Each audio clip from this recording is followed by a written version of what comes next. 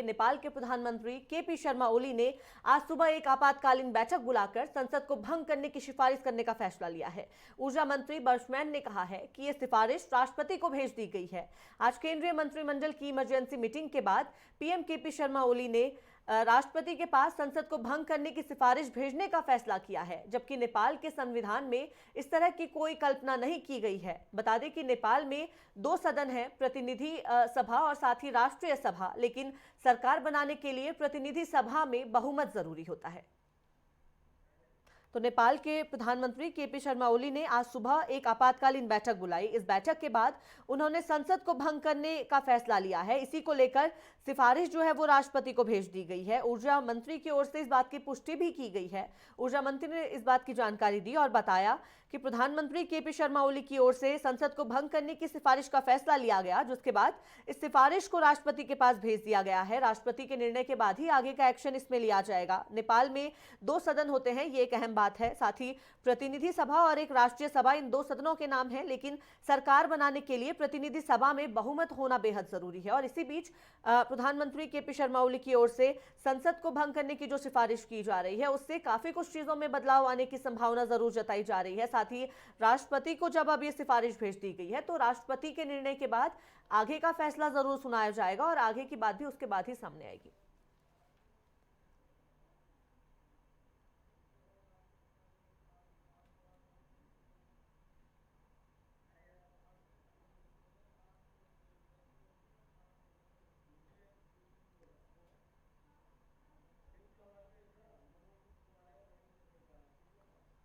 और इसी खबर पर हमारे साथ वरिष्ठ पत्रकार मनोज ऊष्टवाल जी जुड़ गए हैं। बहुत स्वागत है सर आपका नेटवर्क टाइम पर। नमस्कार मनोज जी, नेपाल के प्रधानमंत्री केपी शर्मा ओली की ओर से संसद को भंग करने की सिफारिश की गई है। ये फैसला उन्होंने आज एक बैठक में लिया और अब राष्ट्रपति को इसके लिए सिफारिश भेज दी गई है। आगे का निर्णय जरूर उसके बाद ही लिया जाएगा। किस तरह से आप इस पूरी घटना को देखते हैं, किस तरह से इस पूरे परिदृश्य को देखते हैं? क्योंकि अगर प्रधानमंत्री की ओर से संसद भंग करने का फैसला ले लिया गया है, तो आगे क्या कुछ चीजें देखने को इसमें मिलेंगी?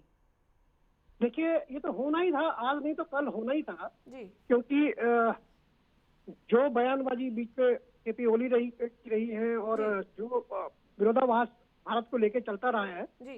उससे वहाँ के जनमानस में बहुत आक्रोश था जी। लोग सड़कों पे थे।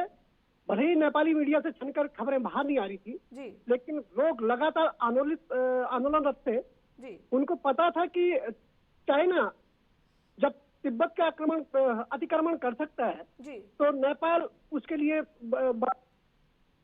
तो इसलिए वो भारत में जो रोटी बेटी का संबंध इतने सालों से रहा है और ये लगातार मैं कई वर्षों नेपाल के लिए मैंने काम किया है, नेपाल पत्रकारिता को बहुत करीब से देखा है जी।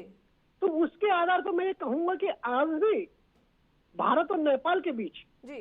एक अखंड जो राष्ट्र का समझौता है। और जब हमारे जो सेनाध्यक्ष वहाँ भी क्या कहते हैं, सेनाध्यक्ष हैं, वहाँ के सेनाध्यक्ष यहाँ के सेनाध्यक्ष हैं, तो ये फिर लाजिम सी बात थी कि एक न एक दिन केपी ओली को त्यागपत्र देना पड़ता। रही संसद भंग करने की बात, ये मेरे ख्याल से नेपाली जो कानून है उसमें हो सकता है कि कोई ऐसा नॉर्म्स हो कि वो संसद भंग करे। और अगर ऐसा हुआ है तो सौभाग्यवश ये भारत और नेपाल की जो मैत्री वर्षों से चलती आ रही है उसके लिए एक शुभ संकेत है, शुभ संदेश है।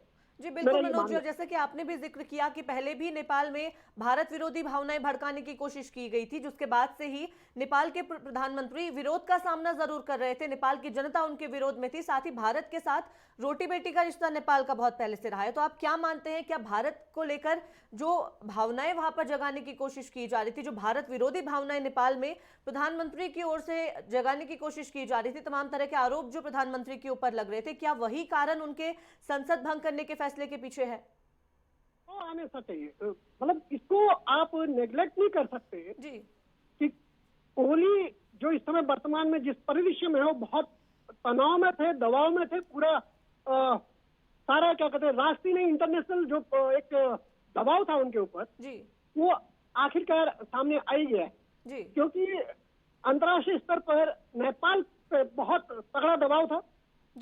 इसके अलावा जो भारत के साथ बहुत पुराने, देखिए जब प्रचंड वहां के राष्ट्रपति बने थे उस दौर में भी एक माओवादियों का हुजूम उभरा था और भारत विरोधी बातें हुई थी। इस समय भी वही हुआ कि कुछ फुकरियां लहराई गई कि हम क्या कहते हैं भारत को ये कर देंगे वो कर देंगे। तो कहाँ भारत अर्थव्यवस्था में, कहाँ दुनिया के किन देशों में गिना जाता है। नेपाल की छोटी सी अर्थव्यवस्था है, आर्थिकी है जी। और सबसे महत्वपूर्ण ये है कि वहाँ हिंदुत्व का बोलबाला था जी। हिंदुत्व को समाप्त न किया जाए। हिंदुत्व पे जो वहाँ अब जाके लोग समझ रहे हैं कि हमारा जो एक हिंदू राष्ट्र खत्म हुआ उसके पीछे क्या साजिश थी, अब वो उनकी समझ में आ रहा है जी। तो ये कई चीजें हैं जो राजनीतिक स्तर पे हुए हैं, आम जनता के बीच जो मैसेज जा रहा है। आंदोलनों ने एक वास्तव में इसको दिशा दी है, बहुत बड़ी दिशा दी है जी। कि क्योंकि अगर ऐसा नहीं होता तो पश्चिमी नेपाल से लेके बहुत बड़ा जो तराई बेल्ट है नेपाल का जी। और वो जो भारत पे ही सरकारी महकमों में अधिकतर नेपाली समाज के लोग काम करते हैं जी। उनके लिए बड़े लाले पड़ जाते हैं पूरे तराई क्षेत्र में, क्योंकि नेपाल में आर्थिक दृष्टि से तो आधा नेपाल जी। भारत पे ही पल रहा है। भारत में ही क्या कहते हैं उनका रोजगार है, भारत में ही उनके नौकरी पेशा है और यहाँ से पेंशन नेपाल के लोग, नेपाली समाज के लोग लेते हैं जी। तो ये स्वाभाविक सी बात है कि नेपाली समुदाय इस बात को बिल्कुल भी बर्दाश्त नहीं करता कि आप जी जी बिल्कुल मनोज जी, अब सिफारिश जब राष्ट्रपति को भेज दी जा चुकी है तो नेपाल के संविधान के अनुसार जो भी निर्णय लिया जाएगा वो देखना बेहद दिलचस्प होगा। बहुत धन्यवाद हमारे साथ बातचीत करने के लिए।